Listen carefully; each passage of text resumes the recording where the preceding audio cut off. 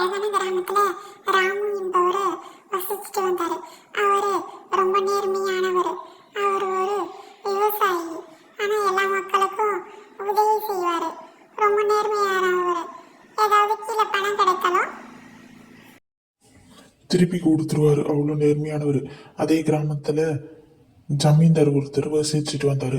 அவர் தேங்காய் வியாபாரம் செஞ்சுட்டு வந்தார். அவர் செஞ்சுட்டு வந்த தேங்காய் வியாபாரத்தில் நல்ல லாபமும் கிடச்சிது. அதை எடுத்துகிட்டு போய் பக்கத்தில் இருக்க சந்தையெல்லாம் கொடுத்துட்டு அதற்கான காசையும் வாங்கிட்டு வந்தார் ஜமீன்தார்.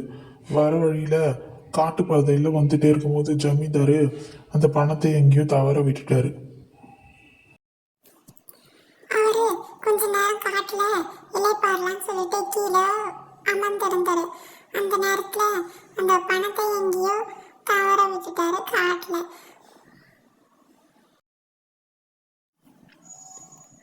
வீட்டுக்கு போன பிறகுதான் தெரிஞ்சது ஜமீன்தாருக்கு தன்னுடைய பணத்தை எங்கேயோ காட்டுல தவற விட்டுட்டோம் அப்படின்ட்டு.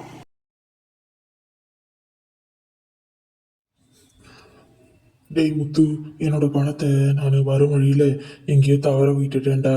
அந்த பணத்தை யார் கண்டுபிடிச்சி தராங்களோ அவங்களுக்கு தக்க பரிசு கிடைக்கும் அப்படின்னு சொல்லிட்டு ஊர் முழுக்க தண்டோரா இது பண்ணடா. அப்படியே செய்கிற முதலாளி, உங்களுக்கு விரைவிலேயே அந்த பணம் எனக்கு கிடச்சிடும். நீங்கள் காட்டு பாதையில் தானே எங்கேயோ தவற விட்டுட்டீங்க. அங்கே யாராவது பார்த்து கண்டுபிடிச்சாங்கன்னா உங்களுக்கு விரைவிலேயே கிடச்சிடும். நீங்கள் கவலைப்படாதீங்க ஜமீன்தார். சரிடா முத்து, என் பணம் சீக்கிரமாக கிடச்சிதுன்னா எனக்கு ரொம்ப சந்தோஷம்டா. அந்த பணத்தை வச்சு எனக்கு கொஞ்சம் வேலை இருக்குடா. ரொம்ப கஷ்டப்பட்டு உழைச்ச பணம்டா. அந்த பணத்தை நான் தெரியாமல் தவற விட்டுட்டேன். அதை கண்டுபிடிச்சி தரவங்களுக்கு தக்க பரிசு தருவேன்டா முத்து.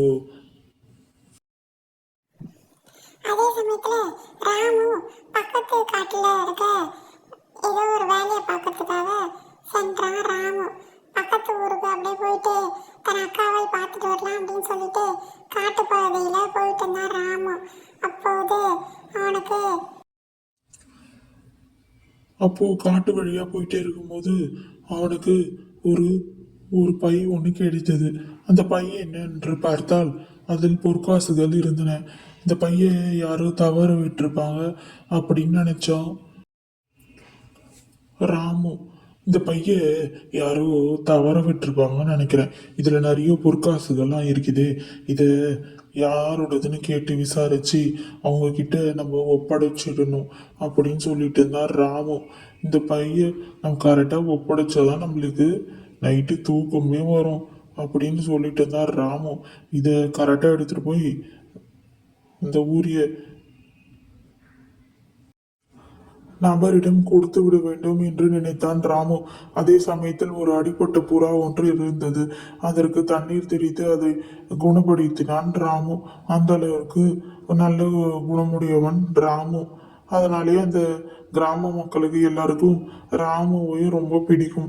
அந்த பையை எடுத்துக்கொண்டு காட்டுப்பழிவாதி வழியாக ஒரு கிராமத்திற்கு போனான் ராமு. செல்லும் வழியெல்லாம் விசாரித்து கொண்டேன் போனான் ராமு. இந்த பை எனக்கு காட்டு பாதையில் கிடைச்சிது. இந்த பை யாருக்கு சொந்தம்னு தெரியல. இது யாருக்கு சொந்தம்னு உங்களுக்கு தெரியுமா? தெரிஞ்சா அவங்க கிட்ட இந்த பைய ஒப்படைச்சிடுங்க அப்படின்னு சொல்லிட்டு இருந்தார் ராமு. எனக்கு தெரியும், இது ஒரு ஜமீன்தாருக்கு சொந்தம். அதை நான் கொடுத்துட்றேன். ஜமீன்தாருக்கு தன் பைக்கு அடிச்சும் அவர் ஒரு பொய் சொல்லி கொண்டு இருந்தார். இந்த பையில் நான் ஒரு வைர மோதிரம் வைத்திருந்தேன், அது காணாமல் போயிடுச்சு அப்படின்னு நான் ஊர் தலைவர்கிட்ட ஒரு புகார் கொடுக்க போறேன் அப்படின்னு சொல்லிட்டு இருந்தாரு ஜமீன்தார். ஏன் முதலாளி இப்படி செய்யறீங்க அப்படின்னு முத்து கேட்டு இருந்தான். எல்லாம் எனக்கு தெரியாண்டா, நீ கம்முன்னு இருடா அப்படின்னு சொல்லிட்டு இருந்தாரு ஜமீன்தார். அந்த பையை எடுத்துக்கொண்டு ஊர் தலைவர்கிட்ட போனாங்க ஜமீன்தாரும் முத்துவும்.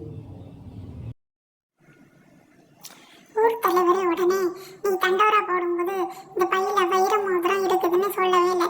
நீ வெறும் பொற்காசுகள் இருக்குதுன்னு தான் சொன்ன. இப்ப வைர மோதிரம் இருக்குதுன்னு சொல்லிட்டு இருக்க. நீ அந்த மாதிரி சொன்னதால இது உன்னுடைய பை கிடையாது.